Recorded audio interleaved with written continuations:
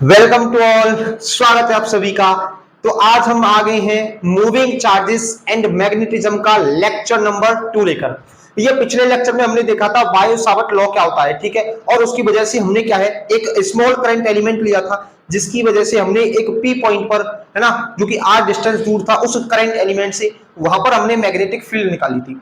तो भैया आज की इस वीडियो में हम बात करेंगे magnetic field due to straight current carrying wire. किसी भी वायर की वजह से हम क्या है, मैग्नेटिक फील्ड निकालेंगे, है ना। हाँ, और देखो हम क्या है यहाँ पर आज फाइनाइट वायर की वजह से मैग्नेटिक फील्ड निकालेंगे। दूसरा हम क्या है, इनफाइनाइट वायर की वजह से भी मैग्नेटिक फील्ड निकालेंगे, और सेमी इनफाइनाइट की वजह से भी मैग्नेटिक फील्ड निकालेंगे। और क्या है, ढेर सारे क्वेश्चंस भी करेंगे, चाहे बोर्ड हो या फिर जेई हो या फिर नीट हो, सभी के हम क्या है यहाँ पर क्वेश्चंस करने वाले हैं। तो भैया आइए बढ़ते हैं लेक्चर की तरफ। और सबसे पहले क्या करेंगे, कॉपी पेंसिल निकाल लेंगे और भैया सुंदर सुंदर नोट्स बनाते रहेंगे, जिससे कि अगर आपको दोबारा इस चैप्टर के नोट्स बनाने की जरूरत ना पड़े। तो हेडिंग क्या डालेंगे, सबसे पहली हेडिंग डालेंगे मैग्नेटिक फील्ड। मैग्नेटिक फील्ड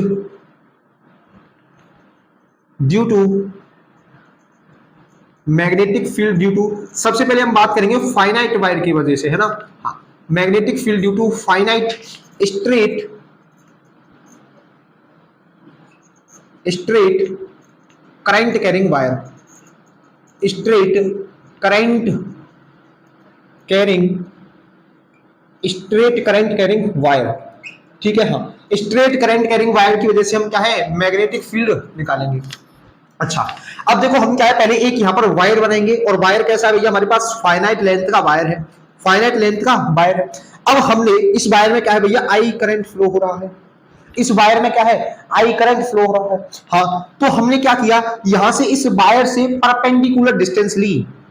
एक यहां से हमने क्या लिया, एक पी पॉइंट लिया, और क्या लिया, पी पॉइंट लिया, है ना। और ये जो डिस्टेंस है इस पी पॉइंट की, ये इस वायर से कैसी डिस्टेंस है भैया, परपेंडिकुलर डिस्टेंस है। ये हमने पी पॉइंट लिया और यहां से इस पी पॉइंट की डिस्टेंस कितनी है, ए। और ये जो डिस्टेंस है ये क्या है, इस वायर से परपेंडिकुलर डिस्टेंस है। परपेंडिकुलर डिस्टेंस है लेकिन इसके मिड में नहीं है। ये क्या है, ये जो पी पॉइंट है ये इसके मिड से नहीं है ना। ये जो डिस्टेंस है ये हमने इस वायर के मिड पॉइंट से नहीं लिया, किसी भी वायर के कहीं से भी ले लिया, लेकिन क्या है, ये जो डिस्टेंस है वो इस वायर के परपेंडिकुलर है। अच्छा, अब हमें क्या है, इस पी पॉइंट पर मैग्नेटिक फील्ड चाहिए। इस पी पॉइंट पर क्या है, मैग्नेटिक फील्ड चाहिए। ये हमारे पास क्या है भैया, फाइनाइट वायर है। तो हम क्या करेंगे, इस फाइनाइट वायर के एंड्स को इस पी पॉइंट से मिलाएंगे। हाँ, एक ऐसी लाइन खींचेंगे जो क्या है, इस वायर के एंड को किससे मिलाती है, पी पॉइंट से मिलाती है भैया। ये हमने यहां से वायर लाइन खींची और एक यहां से लाइन खींची भैया।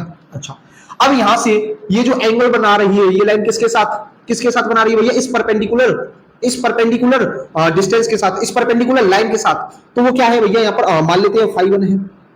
और यहाँ पर इस परपेंडिकुलर डिस्टेंस से ये जो एंगल है ये क्या है भैया, φ2 है। और देखो याद रखना, ये दोनों क्या है, ये φ1 और φ2 दोनों एंगल अपोजिट है। देखो एक को एंगल को अगर मैं ऊपर लूंगा तो दूसरा एंगल क्या है, मुझे नीचे ही लेना पड़ेगा। दोनों एंगल्स क्या है, ये अपोजिट है। अच्छा भैया, अब मैंने क्या है, इस पॉइंट से कुछ एल डिस्टेंस दूर एक क्या है, करंट एलिमेंट ले लिया भैया। यहाँ पर मैंने क्या ले लिया, एक यहाँ पर करंट एलिमेंट ले लिया, ठीक है। मैंने क्या किया, यहाँ पर कोई एक करंट एलिमेंट ले लिया भैया, ये रहा। हाँ, तो करंट एलिमेंट की डायरेक्शन किधर होती है, जिधर हमारा करंट फ्लो करता है, तो इसकी डायरेक्शन भी किधर होगी भैया, इधर। अच्छा, तो अब इस करंट एलिमेंट की वजह से हमें यहाँ पर क्या है, एक आर वेक्टर बनाना पड़ेगा। हाँ, तो भैया क्या बनाएंगे हम, यहाँ पर आर वेक्टर बना देंगे। क्या बना देंगे, एक आर वेक्टर बना देंगे। हाँ भैया, और ये जो यहाँ पर ये जो वायर है, ये जो यहाँ पर वायर है भैया, ये जो यहाँ से आर वेक्टर है, ये इस परपेंडिकुलर डिस्टेंस के साथ जो एंगल बनाएगा वो कितना बनाएगा भैया, मान लेते हैं थीटा। मान लेते कितना एंगल बनाएगा, थीटा। और ये कितना एंगल है भैया, हमारे पास 90। तो यहाँ पर एंगल होगा किसके बीच का, डीएल और आर के बीच का, वो कितना होगा भैया, डीएल और आर के बीच का वो होगा 90 माइनस के थीटा। कितना एंगल होगा भैया, 90 माइनस के थीटा। ये एंगल किसके बीच का है, डीएल और आर वेक्टर के बीच का। अच्छा, अब इस पी पॉइंट की वजह मतलब इस डीएल वेक्टर की वजह से, मतलब ये जो क्या है, करंट एलिमेंट है क्योंकि इसमें से करंट फ्लो रहा है। हाँ, और ये हमने क्या है, डीएल लेंथ का वायर लिया, मतलब एलिमेंट लिया है किस पर, इस वायर पर। तो इसकी वजह से यहाँ पर जो पी पॉइंट पर जो मैग्नेटिक फील्ड होती थी बायो सावर्ट लॉ की वजह से, आपने क्या पढ़ा था भैया, डीवी इक्वल्स टू होती थी म्यू नॉट अपॉन के 4 pi I DL sine theta. क्या लेते थे, साइन थीटा। अब यहां पर जो थीटा कौन सा था, theta is the angle between DL and R. है ना। तो theta is the angle between DL vector and R vector. तो यहाँ पर डीएल और आर के बीच का एंगल कितना है 90 माइनस थीटा। तो यहाँ पर एंगल कितना लेंगे 90 माइनस थीटा अपॉन के R square upon R square. अच्छा भैया, तो साइन 90 माइनस थीटा कितना होता है DV is equals to mu not upon के 4 pi I DL sine 90 minus theta कितना होता है कॉस थीटा अपॉन के आर स्क्वायर। अच्छा, अब देखो यहां पर क्या इस पूरे वायर पर एक ही एलिमेंट होगा, नहीं होगा भैया, इसमें क्या है कई सारे एलिमेंट्स होंगे इस वायर पर, है ना। तो इन सारे एलिमेंट की वजह से इस पी पॉइंट पर क्या आएगी भैया मैग्नेटिक फील्ड आएगी, इन सभी की वजह से क्या आएगी मैग्नेटिक फील्ड आएगी। तो इस पी पॉइंट पर जो मैग्नेटिक फील्ड आएगी वो क्या है सभी डीएल लेंथ के एलिमेंट की वजह से सम होकर आएगी।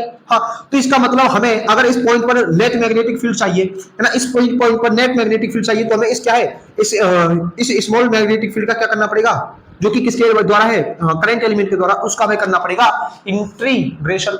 अच्छा, इंटीग्रेशन करना पड़ेगा। अब देखो इंटीग्रेशन कहां से कहां तक करेंगे इसका इंटीग्रेशन कहां से कहां तक करेंगे। देखो सबसे पहला एलिमेंट हम यहां पर काटेंगे, फिर ऐसे काटते काटते काटते सबसे लास्ट वाला एलिमेंट यहां पर काटेंगे। तो हम थीटा को कहां से कहां तक घुमाएंगे, देखो भैया एक बार थीटा को प्लस फाई 1 में घुमाएंगे, एक बार माइनस फाई 2 में घुमाएंगे। देखो इस थीटा को हम क्या है ऐसे वेरी कराएंगे, अपनी थीटा को वेरी कराएंगे। क्यों? क्योंकि हमें जो यहाँ पर इंटीग्रेशन करना है वो थीटा की टर्म्स में करना है। हाँ भैया, तो हम देखो थीटा को कैसे वेरी कराएंगे, ऐसे एक बार ऊपर की तरफ घुमाएंगे, एक बार नीचे की तरफ, एक बार ऊपर एक बार नीचे की तरफ। तो ऊपर कितना घुमाएंगे भैया प्लस फाई 1 तक, और नीचे कितना घुमाएंगे माइनस फाई 2 तक। तो इसका मतलब इसका इंटीग्रेशन जो होगा वो कहां से कहां तक होगा, माइनस के फाई 2 से प्लस के फाई 1 तक, माइनस के फाई 2 से प्लस के फाई 1 तक इसका क्या है इंटीग्रेशन होगा। अच्छा, अब देखो हम जो इंटीग्रेशन करेंगे वो किसकी टर्म में करेंगे, थीटा की टर्म्स में करेंगे। अब देखो यहाँ पर क्या है थीटा वेरी कर रहा है भैया, थीटा वेरी कर रहा है किधर से किधर माइनस फाई 2 से प्लस फाई 1 तक। थीटा कहां से कहां तक वेरी कर रहा है माइनस फाई 2 से प्लस फाई 1 तक। और यहाँ पर जो आर है ये भी वेरी करेगा भैया। ये क्या है, ये आर वेक्टर क्या है, ये डिस्टेंस है किसकी, ये जो डिस्टेंस है डीएल वेक्टर की किससे, इस पी पॉइंट से। तो अगर मैं यहाँ पर कोई डीएल लेंथ का एलिमेंट काटूंगा तो उसकी वजह से यहाँ पर ये डिस्टेंस आएगी वो कुछ अलग होगी, अगर मैं यहाँ पर काटूंगा तो इसकी वजह से कुछ डिस्टेंस आएगी वो अलग होगी। मतलब यहाँ पर क्या है आर वेरी कर रहा है। हाँ, तो हमें यहाँ पर आर को क्या है भैया थीटा की टर्म्स में लाना पड़ेगा, आर को क्या है थीटा की टर्म्स में लाना पड़ेगा, क्योंकि हम यहाँ पर क्या है इंटीग्रेशन जो वो थीटा की टर्म्स में कर रहे हैं। तो अगर मैं कैसे भी कर इस आर को थीटा की टर्म्स में चेंज कर दूं तो हमारा यहाँ पर क्या इंटीग्रेशन तभी हो पाएगा, नहीं तो इंटीग्रेशन नहीं होगा। अब देखो अगर मैं इस ट्रायंगल की बात करूं, हाँ, तो यहाँ पर जो cos थीटा है, cos थीटा क्या होता है भैया, cos थीटा किसके इक्वल होता है बेस अपॉन के हाइपोटेन्यूज कितना होता है, बेस अपॉन के हाइपोटेन्यूज। तो यहाँ पर बेस कितना है ये a और हाइपोटेन्यूज कितना है r। तो यहां से r कितना होगा a अपॉन के cos थीटा। यहाँ पर कितना होगा भैया r जो होगा वो होगा a अपॉन के cos थीटा। कितना होगा भैया a अपॉन के cos थीटा। अब देखो यहां से हमें r की वैल्यू निकल गई, r की वैल्यू हम इतनी लिख सकते हैं कितनी a अपॉन के cos थीटा। अब यहां से देखो dl cos थीटा का भी इंटीग्रेशन नहीं होगा।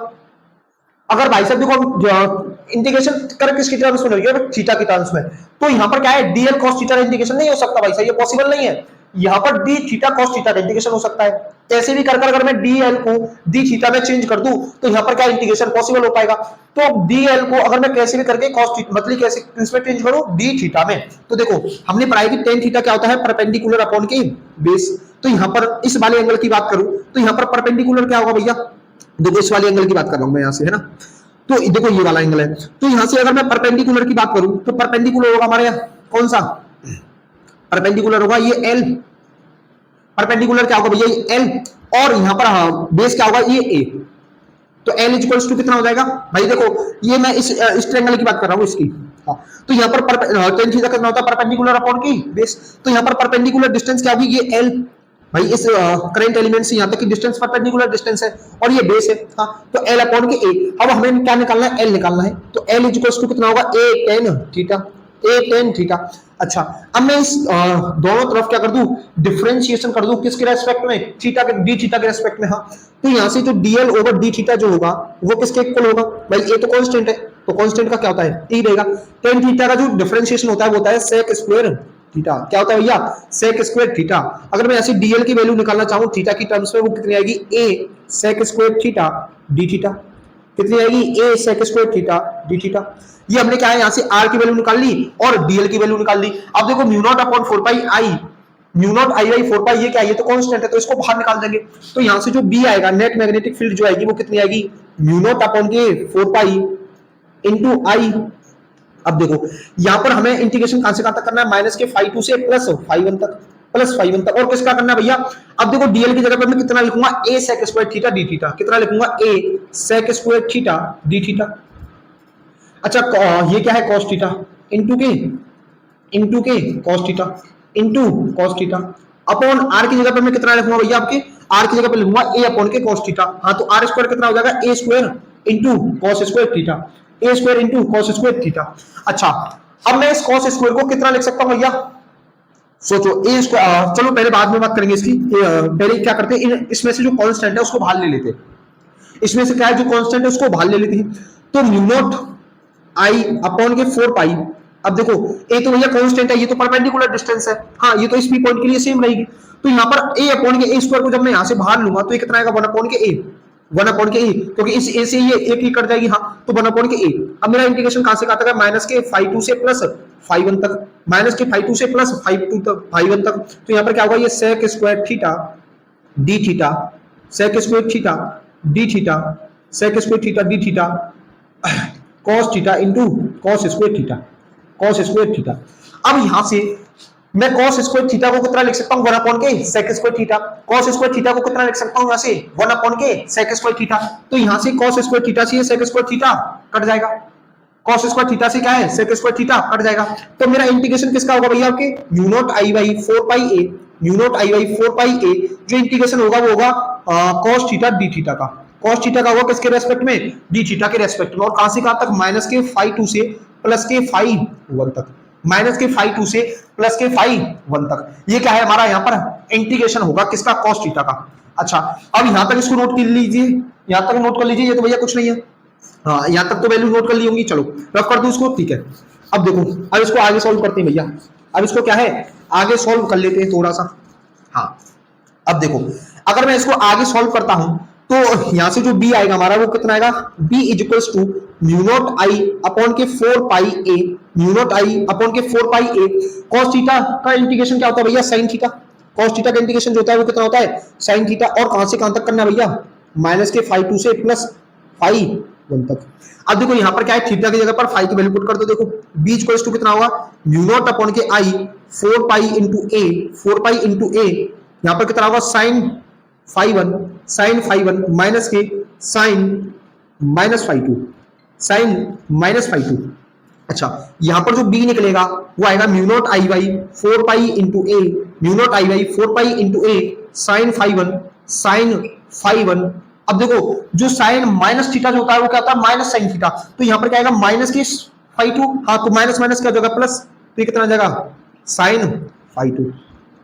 तो यहाँ पर जो हमारे पास फाइनाइट वायर की वजह से, स्ट्रेट फाइनाइट वायर की वजह से जो मैग्नेटिक फील्ड आएगी इस पी पॉइंट पर वो कितनी आएगी, mu not I by 4 pi A sine theta 1 plus sign 5 1 plus sign 5 कितना होगा भैया, म्यू नॉट अपॉन के 4 pi into A sign 5 1 plus sign 5 2। ये किसके लिए भैया, हमारे पास फाइनाइट वायर की वजह से, ये किसकी वजह से भैया, फाइनाइट वायर की वजह से इस पी पॉइंट पर। अच्छा इसको नोट कीजिए, यहां तक नोट कीजिए इसको, यहां तक भैया कर लिया, चलो मिटा दो। चलो अब देखो, अब यहां पर ये तो हमने बात कर ली, अब हम बात करेंगे कि कुछ केसेस के बारे में बात करेंगे, है ना, कुछ केसेस के बारे में यहां पर क्या है बात करेंगे। जैसे अगर मान लो कि मेरे पास ये वायर क्या है, इनफाइनाइट लेंथ का वायर हो जाए भैया, है ना, तो केस 1 क्या डालेंगे, यहां पर केस 1 डालेंगे। ये वो वाला केस नहीं है भाई साहब, हाँ ये वो वाला केस नहीं है पुलिस पकड़ के ले जाती भाई साहब। ये कुछ स्पेशल केसेस के बारे में बात करते हैं कि मान लो अब मेरे पास जो वायर की लेंथ है, जो वायर की लेंथ है वो क्या है, इनफाइनाइट है। मतलब मेरे पास कैसा वायर है, आपके फाइनाइट लेंथ का वायर नहीं है, मेरे पास जो वायर है वो इनफाइनाइट वायर है। वो क्या है, इनफाइनाइट वायर है। तो इससे परपेंडिकुलर डिस्टेंस पर पी पॉइंट है मेरे पास, परपेंडिकुलर डिस्टेंस कितनी थी, ए। तो इस पी पॉइंट पर मैग्नेटिक फील्ड कितनी होगी, तो भैया अब मुझे यहाँ पर पी पॉइंट पर करना क्या होगा, इस वायर की वजह से जो इस वायर के एंड पॉइंट्स को इस पी पॉइंट से मिलाना पड़ेगा। हाँ अब देखो ये जो वायर है ये कहां तक जा रहा है भैया, इन्फिनिटी तक। ये जो वायर है ये कहां तक जा रहा है भैया, इन्फिनिटी तक। तो अब यहाँ पर ये जो इन्फिनिटी तक जा रही है तो दो मतलब दो पैरेलल लाइंस इन्फिनिटी पर जाकर मिलती है भाई। ये लाइन जो है दो लाइन से भैया, और कौन सी दो लाइंस जो है वो इन्फिनिटी पर जाकर मिलती है? Parallel lines. यानी इस वायर के मुझे एक यहां पर पैरेलल लाइन खींचनी पड़ेगी भाई। देखो ये लो, मैं क्या कह रहा हूं, सुनो। मैंने क्या किया था पिछली बार, मेरे पास इनफाइनाइट वायर था, तो इनफाइनाइट वायर की वजह से उसके एंड पॉइंट को हमने क्या इस पी पॉइंट से बनाया था। हाँ भैया, अब मुझे एक ऐसी लाइन बनानी है जो कि क्या करे, इस वायर के एंड से पी पॉइंट को मिलाए, है ना, जोड़े। तो भैया अब वो वायर क्या होगी, वो इनफाइनाइट, वो भी क्या होगी, वो इस वायर के पैरेलल होगी, वो इस वायर के क्या है, पैरेलल होगी। भैया पैरेलल क्यों होगी, क्योंकि ये वायर जो है इनफाइनाइट है ना, इनफाइनाइट है। और इनफाइनाइट लाइंस जो है वो कहां पर, मतलब जो हमारी पैरेलल लाइंस होती है वो क्या है, इन्फिनिटी पर जाकर मिलती है। तो ये अगर हमें इसे मिलानी है तो इसके दूसरी जो लाइन है वो कहां तक जानी पड़ेगी भैया, हमें इसके पैरेलल बनानी पड़ेगी, तभी ये जो लाइन है मिलेंगी भैया। हाँ, तो यहां पर क्या है, अगर मान लेते हैं हम ये थीटा कितना बनाएंगे भैया, 90 डिग्री का। यहां पर ये थीटा कितना बनाएंगी, 90 डिग्री का, दोनों थीटा बनाएंगे इधर। मतलब यहां पर हमारे पास जो φ1 और φ2 है वो कितना है भैया, 90 डिग्री का है। φ1 और φ2 कितना है, 90 डिग्री है। अच्छा, φ1 और φ2 कितना है, 90 डिग्री है। तो यहां से हमने जो v निकाला था वो कितना था, mu not I by 4 pi into A sine 90 plus sine 90 plus sine 90। तो यहां पर जो v आएगा वो कितना आएगा, म्यू नॉट आई अपॉन के 4 पाई ए साइन 90 कितना होता है 1, और ये भी कितना होगा 1, तो इस 2 से ये 4 पाई कट जाएगा। तो यहां पर जो मैग्नेटिक फील्ड आएगी वो कितनी आएगी, म्यू नॉट आई बाई 2 पाई ए। ये किसकी वजह से भैया, किसी भी एक इनफाइनाइट वायर की वजह से, और पी पॉइंट पर, है ना, पी पॉइंट पर। यहां पर थीटा पता चल गया 90 डिग्री क्यों ली है, क्योंकि हमारे पास दो पैरेलल लाइंस होती है वो कहां पर मिलती है भैया, इन्फिनिटी पर जाकर मिलती है। देखो हमारे पास अगर ये इनफाइनाइट लेंथ का बार होता तो हम यहाँ पर इसको ऐसे मिला देते, इसको ऐसे मिला देते, हाँ, और बड़ा होता तो इसको ऐसे मिला देते भैया, इसको ऐसे मिला देते। अब देखो ये इन्फिनिटी तक जा रही है, ये लाइन क्या है, इन्फिनिटी तक जा रही है, तो ये लाइन कैसी होगी, इस वायर के पैरेलल होगी। हाँ, फिर ये इसके साथ ये परपेंडिकुलर डिस्टेंस, मतलब ये जो परपेंडिकुलर लेंथ है इसके साथ कितनी बनाएगी एंगल, 90 डिग्री का। कितनी डिग्री का एंगल बनाएगी, 90 डिग्री का। ये समझ में आ गया। अच्छा, अब देखो केस 2 की बात करते हैं। केस 2 क्या कहता है भैया, अब के हमारे पास क्या है, सेमी इनफाइनाइट वायर है। हमारे पास क्या है, सेमी इनफाइनाइट वायर है हमारे पास। अब देखो सेमी इनफाइनाइट वायर की वजह से पी पॉइंट पर मैग्नेटिक फील्ड कितनी होती है। देखो ये रहा हमारे पास सेमी इनफाइनाइट वायर, और इस वायर के एंड की वजह से जो इस वायर से एंड पॉइंट पर, मतलब इस वायर के एंड पॉइंट से जो पी डिस्टेंस की दूरी है वो कितनी है, ए। हाँ, तो इस पी पॉइंट पर हमें मैग्नेटिक फील्ड बनानी है। तो भैया देखो यहाँ पर φ1 जो होगा वो तो कितना होगा, 90 डिग्री होगा, क्योंकि पैरेलल लाइन है। हाँ, क्योंकि इसकी क्या है, इस वायर के पैरेलल बनाना पड़ेगा। हाँ, और जो φ2 होगा वो कितना होगा भैया, यहाँ पर 0 डिग्री होगा। φ2 कितना होगा, 0 डिग्री होगा। तो यहाँ पर जो v आएगी वो कितनी आएगी, mu not I by 4 pi A sine φ1 कितना है, 90 डिग्री प्लस साइन φ2 कितना है, 0 डिग्री। अच्छा, तो साइन 90 कितना होता है 1, और साइन 0 कितना होता है 0। तो यहां से जो मैग्नेटिक फील्ड आएगी वो कितनी आएगी, mu not I by 4 pi ए। तो हमने यहाँ पर क्या देखा कि अगर हमारे पास इनफाइनाइट वायर है तो दोनों φ1 और φ2 कितने होंगे, 90 डिग्री के होंगे, और जो मैग्नेटिक फील्ड आएगी वो आएगी mu not I by 2 pi into A. और जो सेमी इनफाइनाइट वायर के लिए हमारे पास φ1 होगा वो 90 डिग्री होगा, और φ2 जो है वो 0 डिग्री होगा। यहाँ पर जो मैग्नेटिक फील्ड आएगी वो आएगी mu not I by 4 pi ए। कितनी आएगी, mu not I by 4 pi ए। अच्छा, अगर मान लो कि मैं तीसरा केस की अगर मैं यहाँ से बात करूं, अगर मैं यहाँ से तीसरे केस की बात मैं अगर करूं यहाँ से, तो देखो तीसरा केस क्या हो सकता है भैया, यहाँ से तीसरा केस हमारा यहाँ से ये हो सकता है कि मान लो मेरे पास क्या है, ये कोई एक वायर है, ये क्या है, वायर है, और यहाँ से आई करंट फ्लो रहा है। हाँ, और मैं क्या है, अब उस पी पॉइंट को इस वायर की ही एक्सिस पर लेकर आ जाऊं, तो यहाँ पर जो मैग्नेटिक फील्ड होगा वो 0 होगा, लेकिन देखो यहाँ पर इस वाले फॉर्मूले को अप्लाई नहीं कर सकते भैया, इस वाले फॉर्मूले से मैग्नेटिक फील्ड नहीं निकलेगा, लेकिन ये समझ लो कि अब यहाँ पर अगर हम किसी भी पी पॉइंट को लेकर आ रहे हैं, मतलब पी पॉइंट पर जो पी पॉइंट है वो इस वायर की एक्सिस पर ही लाई करता है, तो वहां पर मैग्नेटिक फील्ड कितना होगा, 0 होगा। कितना होगा भैया, 0 होगा। यहां तक समझ में आया, तो इसको नोट कीजिए, कर लिया। चलो अब इसमें क्या है भैया, कुछ सवाल करते हैं। चलो अब देखो सबसे पहला सवाल क्या है भैया, पहला सवाल ये है कि हमारे पास क्या है, एक स्क्वायर है, हमारे पास क्या है, क्वेश्चन करें तो हमारे पास है एक स्क्वायर। अच्छा, इस स्क्वायर में से क्या है, आई करंट फ्लो रहा है, इस स्क्वायर में से आई करंट फ्लो रहा है। हाँ। और बोला है कि भैया इस पी पॉइंट पर हमें क्या है, मैग्नेटिक फील्ड निकालनी है। इस पी पॉइंट पर हमें क्या है, मैग्नेटिक फील्ड निकालनी है। तो मैं बोला क्या है कि find magnetic field at point P due to all sides of square, all sides of square. इस स्क्वायर की सभी साइड की वजह से इस पी पॉइंट पर जो मैग्नेटिक फील्ड होगी वो कितनी होगी। अब देखो इस साइड को बोल देते हैं 1, है ना, इस वायर को बोल देते हैं 2, इस वायर को बोल देते हैं 3 और इस वायर को बोल देते हैं 4। अब हम चाहे अगर मैं वायर 1 की वजह से अगर मैग्नेटिक फील्ड निकालूं, वायर 1 की वजह से अगर मैं मैग्नेटिक फील्ड निकालूं तो वो कितनी होगी, वो होती है भैया म्यू नॉट अपॉन के 4 pi mu not I by 4 pi A sine theta 1 plus sine phi 1 plus sine phi 2, यही होती है भैया। यही निकाल के आए हैं अभी हम, यही निकाल के आए हैं। अच्छा बिल्कुल। अब यहाँ पर हमें फाई 1 और फाई 2 की वैल्यू गिवन नहीं है। अच्छा, अब देखो इस वायर के एंड से हम क्या इस पी पॉइंट को मिला दें, क्योंकि ये वायर बड है हमारे पास। हाँ, ऐसे मिला दें। हाँ, ये डिस्टेंस जो है वो कितनी है, मान लेते हैं हमारे पास एल है। ये डिस्टेंस कितनी है हमारे पास, एल है।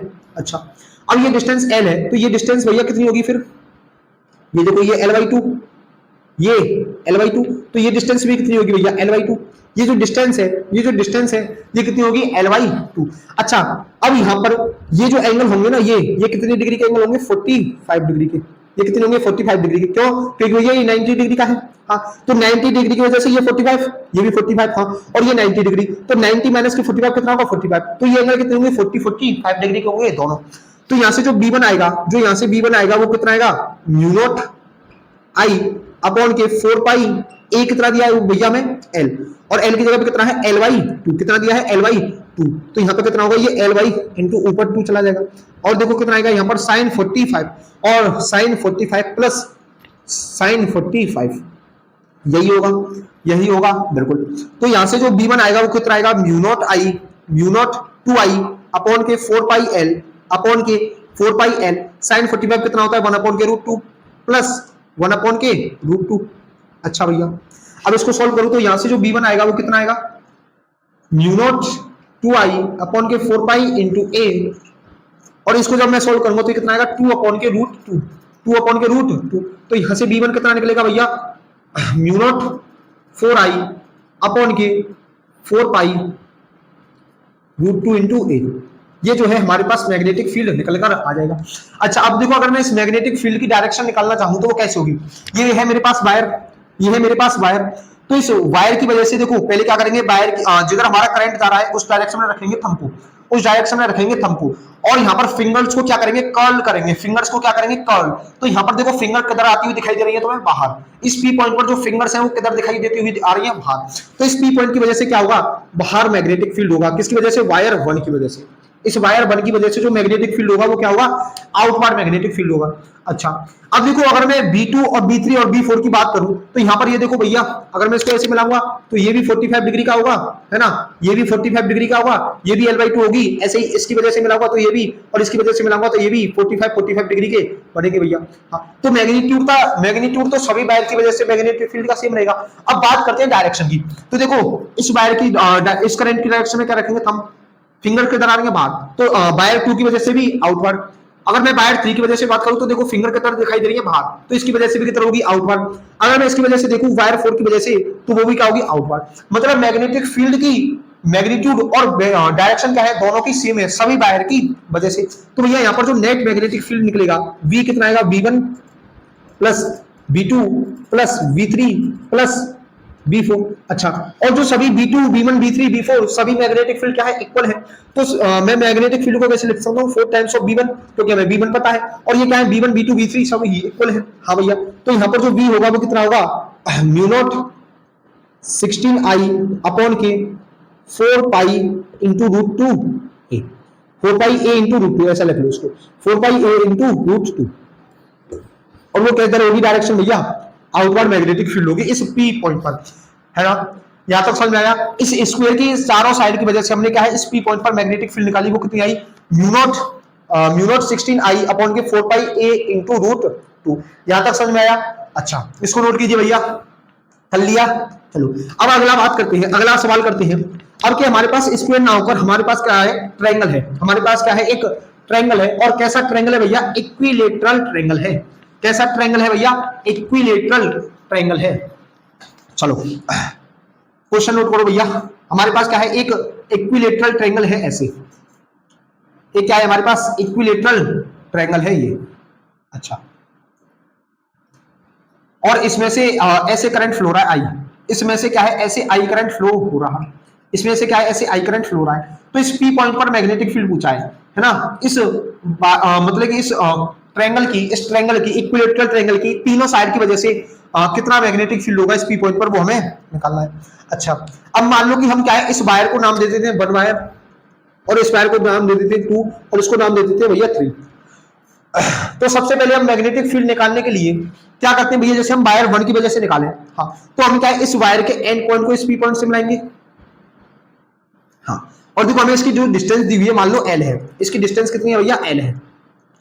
इक्विलेटरल ट्रायंगल है तो सभी साइड क्या होंगी? इक्वल होंगी, सभी LL होंगी। हाँ, अब देखो इक्विलेटरल ट्रायंगल में ये एंगल कितना का होता है? 60 का। ये एंगल भी कितने का होता है? 60 का। अगर मैं यहां से इस वाले एंगल की बात करूं तो ये भी कितना होगा? ये 60 का। ये भी कितना होगा? 60 का। हाँ, और ये जो परपेंडिकुलर मतलब ये जो डिस्टेंस है, ये जो परपेंडिकुलर डिस्टेंस है, इसको मान लेता हूं मैं x। इसको कितना मान लेता हूं भैया? x। तो यहां पर ये जो x होगी ये किसके इक्वल होगी भैया? ये देखो ये डिस्टेंस है l। ये डिस्टेंस कितना है? l। तो यहां पर ये जो x होगी ये x किसके इक्वल होगी भैया? किसके इक्वल होगी? l अपॉन के 2√3। किसके इक्वल होगी? l अपॉन के 2√3 के। किसके इक्वल होगी भैया? l अपॉन के 2√3। l अपॉन के 2√3। ये यहां पर कितना है? l/2। अच्छा, अब यहां पर अगर मैं वायर 1 की वजह से मैग्नेटिक फील्ड निकालूं तो यहां पर B1 कितना आएगा? B1 आएगा म्यू नॉट अपॉन के 4 पाई म्यू नॉट आई 4 पाई एक की जगह पे क्या है? x sin phi1 plus sin phi2 plus sin phi2। अच्छा, अब देखो V1 कितना है? म्यू नॉट अपॉन के आई अपॉन के 4 पाई। अब देखो x कितना लिया है हमने? x लिया है l अपॉन के 2√3, l इंटू 2√3, l अपॉन के 2√3। sin phi1 कितना है? sin 60, और यहां पर भी कितना आएगा? Plus sin 60, plus sin 60। हाँ भैया, तो यहां पर जो मैग्नेटिक फील्ड आएगी वो कितनी आएगी? Mu not I into 2√3 upon के 4 पाई एल अपॉन के 4 पाई एल। साइन 60 कितना होता है? √3/2 प्लस के √3/2 प्लस के √3/2। यहां तक समझ में आया? यहां तक समझ में आया? अच्छा, अब देखो इसको आगे करें तो क्या होगा? B1 जो होगी वो कितनी होगी? म्यू नॉट आई अपॉन के 4 पाई एल इंटू 2√3। अच्छा, और देखो √3 इंटू √3 कितना होगा? 2√3 अपॉन के 2। √3 प्लस √3 कितना होगा? √3 प्लस √3 कितना होगा? 2√3 अपॉन के 2। एलसीएम कितना है? 2। एलसीएम कितना है? 2।